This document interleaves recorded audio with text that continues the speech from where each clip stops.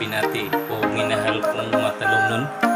Today is Wednesday niya sa mga negosyante di ay nga ganahan magnegosyo diri sa lungsod sa Matalom.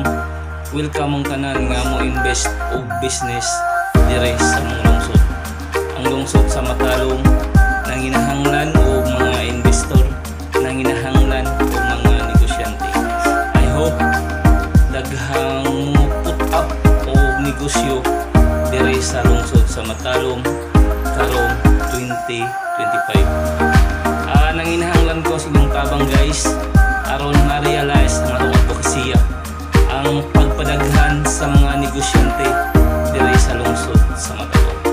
Ato gayong tabangan ang administrasyon kanunay headed by sa atong buotan o ngaptik nga Mayor Eric S. Pahulio sa tibuok Team Pahulio aron magpadayon ang mga programa nga gihimo para sa katawhan o ang kalambuan diri sa lungsod sa Matalom. Nya ikot pipi bisyo nga mo serbisyo sa katawhan diri sa lungsod sa Matalom. Ngayong Wednesday o God bless to all Matalom na.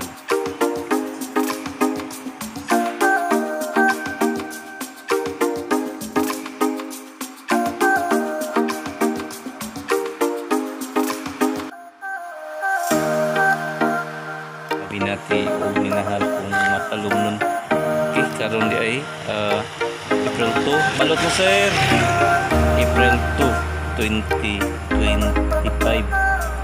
Niya, katong ganahan mo palit o balot ari lang ta diri sa Matalom Municipal Plaza, diri sa lungsod sa Matalom City, Philippines. Niya, sa mga negosyante nga ganahan magnegosyo, palot mo sir, welcome mong tanan nga mo invest o business diri sa lungsod sa Matalom.